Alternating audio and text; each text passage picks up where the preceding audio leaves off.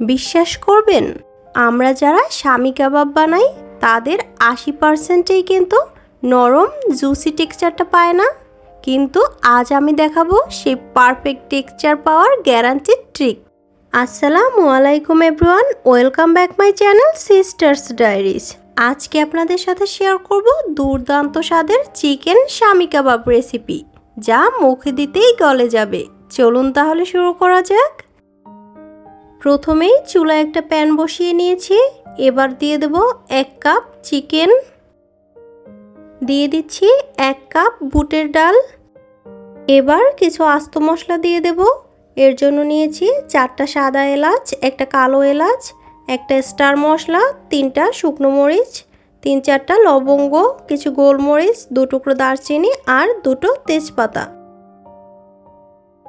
আরও দিয়ে দেব 2টো বড় সাইজের পেঁয়াজ কুচি, 3-4 টুকরো রসুন কুচি আর কিছু আদা কুচি।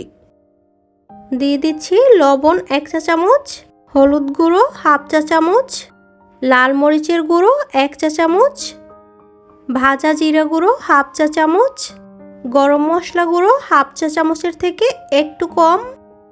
এবার সব কিছু খুব ভালো করে হাত দিয়ে মাখিয়ে নেব। এখানে কিন্তু কোনো প্রকারের তেল ব্যবহার করব না। এবার দিয়ে দেব 1.5 কাপ পানি। পানিটা দিয়ে ঢাকনা দিয়ে ঢেকে এটাকে খুব ভালো করে সিদ্ধ করে নিতে হবে। এই যে চিকেনটা আর ডালটা কিন্তু খুব ভালোভাবে সিদ্ধ হয়ে গেছে। এই পর্যায়ে একটু নেড়েচেড়ে নিয়ে পুরো পানিটা শুকিয়ে নেব।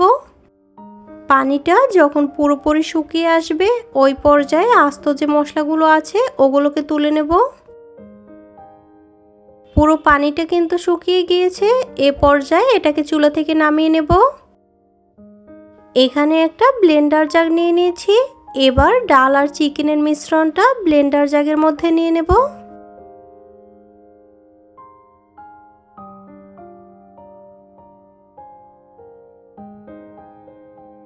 এবার এটাকে খুব ভালো করে ব্লেন্ড করে নেব। ব্লেন্ড করা হয়ে গেলে একটা মিক্সিং বোলে ঢেলে নিয়েছি। এ পর্যায়ে দিয়ে দেব ধনিয়া পাতা কুচি, দিয়ে দিচ্ছি লেমন জেস্ট। এবার হাত দিয়ে ভালো করে মাখিয়ে নেব। এ পর্যায়ে দিয়ে দেব একটা ডিম। ডিমটা দিয়ে আবার হাত দিয়ে ভালো করে মাখিয়ে নেব। মাখানো হয়ে গিয়েছে। এবার কাবাবগুলোর শেপ দিয়ে নেব। এর জন্য প্রথমেই 2টো হাতে ভালো করে তেল মাখিয়ে নিয়েছি। এবার একটু একটু করে মিশ্রণটা নিয়ে কাবাবগুলো বানিয়ে নেব।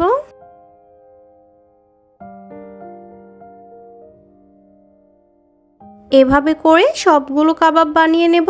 মাঝে মাঝে কিন্তু হাতে একটু তেল মাখিয়ে নিতে হবে, না হলে কিন্তু কাবাবের শেপগুলো প্রপারলি দেওয়া যাবে না।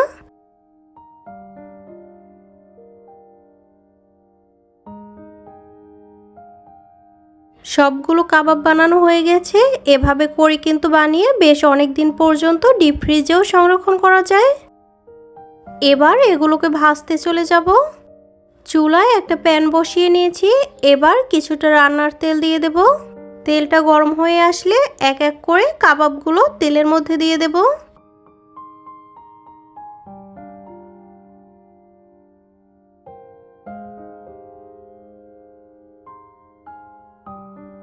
এবার মিডিয়াম হিটে কাবাবগুলোকে লাল লাল করে ভেজে নেব। একটা সাইড ভাজা হয়ে গেলে খুব সাবধানে উল্টে পাল্টে নিতে হবে। যারা এতদিন ভেবে এসেছেন চিকেন শামি কাবাব নরম আর জুসি হতে পারে না, এই রেসিপিটা দেখার পরে কিন্তু তাদের ধারণা একেবারে পাল্টে যাবে। কাবাবগুলো কিন্তু খুব সুন্দরভাবে ভেজে নেওয়া হয়ে গেছে। এ পর্যায়ে এগুলোকে তুলে নেব।